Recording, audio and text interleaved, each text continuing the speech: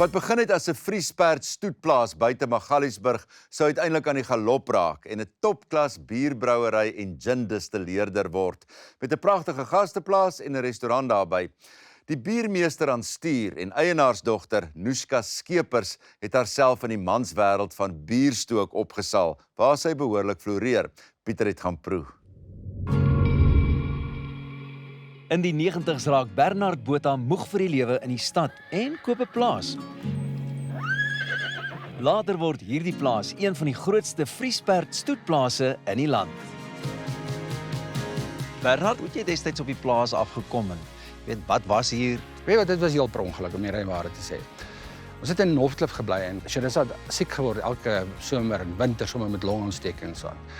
Besluit miskien ons 'n bietjie uit stad uit trek, kyk of ons skoner lug ergens kan kry en toe begin ons soek. Eers daar by Kromdraai se kant en dit was net heeltemal buite my prysklas en toe kom ons uiteindelik hier uit.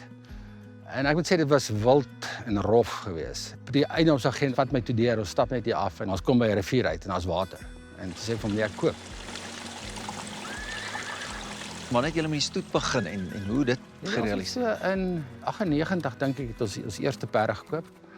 En jy weet mos maar ons almal as jy uittrek na 'n plaas toe dan die eerste ding wat elke ou dink is ons perde. Die kinders moet perd ry. En ja, toe koop ons die eerste 2 Friesberries en op die einde van die dag het ons 45 perde gehad. Dit was 'n goeie tyd in ons lewe geweest. Die stoet is nou nie meer, die naam gaan voort want ons Black Horse Estate was so stoet geweest.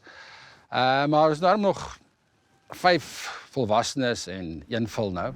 Ons is baie gelukkig dat ons na 17 jaar weer 'n vul op die plaas het. So 6 perde, 6 te veel, maar ja, hulle is hier vir die brand. So.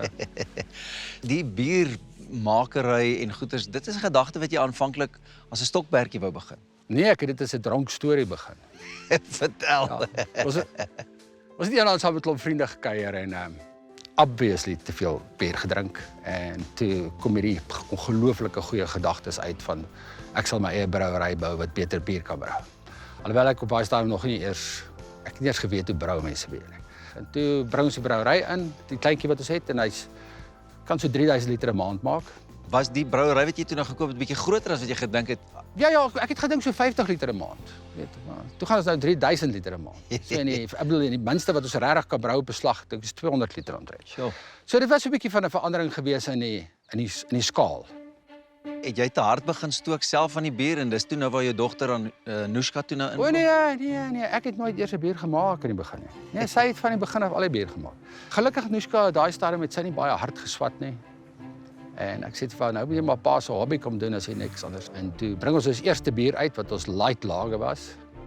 Hy het so halwe bier gedrink en dan voel jy jou voete beweeg hoor. Daar was niks light nie. Ek dink sy kleur was light. Dit was 'n very light vir die bier, ja. En hoe is dit om saam met haar te kan werk? My pa het toe sy net so was. Toe sê eendag vir my, jy's besig om vir jou baas groot te maak. En nou vandag is hy my baas. Ek hang hier rond, ek sit so nou in 'n meeting en praat so 'n bietjie saam as ek gevra word om saam te praat en die res van die tyd boer ek. En Noeska ran Black Horse. Nadat Noeska haar studies op Potch vir bierbrou verlaat, leer sy eers onder die vlerk van 'n wêreldklas biermeester en voltooi later 'n volle 3 jaar graadkursus in die kuns deur 'n aanlyn kursus by die Universiteit van die Verenigde Koninkryk. My grootste passie vir bier maak kom uit resepte bou uit. Ek het op 'n stadium 'n bloedlemoen bier gemaak en dit was ongelooflik. Ek het nou onlangs 'n moerbei bier gebrou.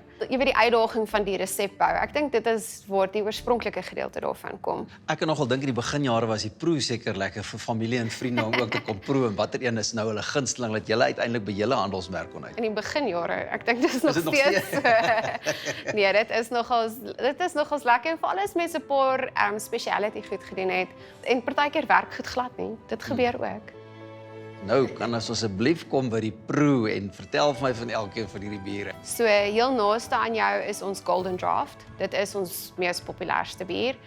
Light, easy drinking, nie te bitter nie. Dan die tweede een is ons Premium Lager. Hy's in 'n Pilsner styl. So hy is heelwat meer bitter. Biertjie daai. Ons derde een daar voor jou is ons Butching Our Pale Ale. Hy het lekker berry smake wat deurkom. Dan is dit ons Night Shift, dis ons Dark Ale, baie chocolate, koffie, notes wat deurkom. Dan ons Radler, so ons maak limoncello op die eiendom ook. So ons Radler is basies ons golden met limoncello by. En heel laaste is ons gingerberry. So dit het eintlik oorspronklik gekom, my ouma het altyd gemmerbier gemaak. So hierdie is 'n strawberry infused gemmerbier. Luister, as nou oor die bier gesels, maar gin is ook mos nou 'n ding. Ja, so ons maak gin ook op Blackhouse. Ek is nie die persoon wat dit doen nie. So Chantay, sy maak ongelooflik lekker gins. Ek dink ons het op die oomblik seker so oor 10 verskillendes. Chantay, jy is bekroonde stoker. Ek is ja. So wat maak jou gin uniek en anders? So ons doen, ons sê spreekding is hier, everything from grain to glass, everything is done by hand. So alles wat ons hier doen, van die alkoholbasis wat ons maak tot die bottel wat gevul word, is alles met die hand. Waar kom hierdie liefde van dit vandaan? Ek hou daarvan om 'n mad scientist te speel. Basies, dis waar dit op neerkom.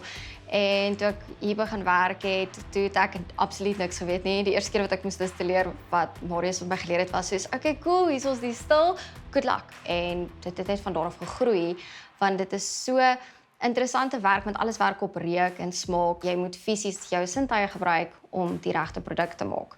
Wat het ons hierso? Vandag het ons Morality Gin, so dis ons flagship gin, dis waarmee ons begin het. So hy is amper soos 'n whisky, maar is wel 'n gin. So jy kan hom skoon drink as jy 'n whisky drinker is.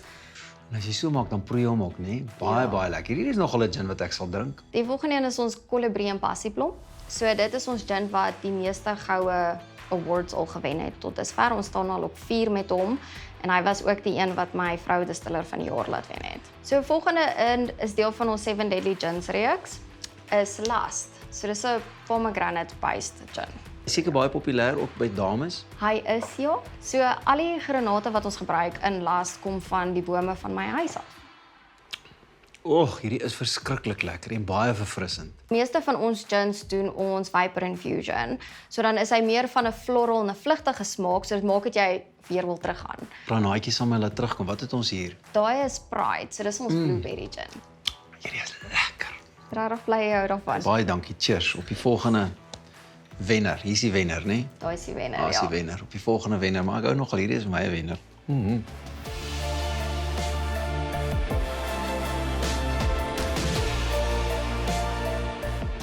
Die bier is pure perd, maar benewens die beeldskone uitsigte, perde, kos en drank, is dit wat uiteindelik uitstaan, die storie van 'n familiebesigheid wat op familieervarings toegespits is.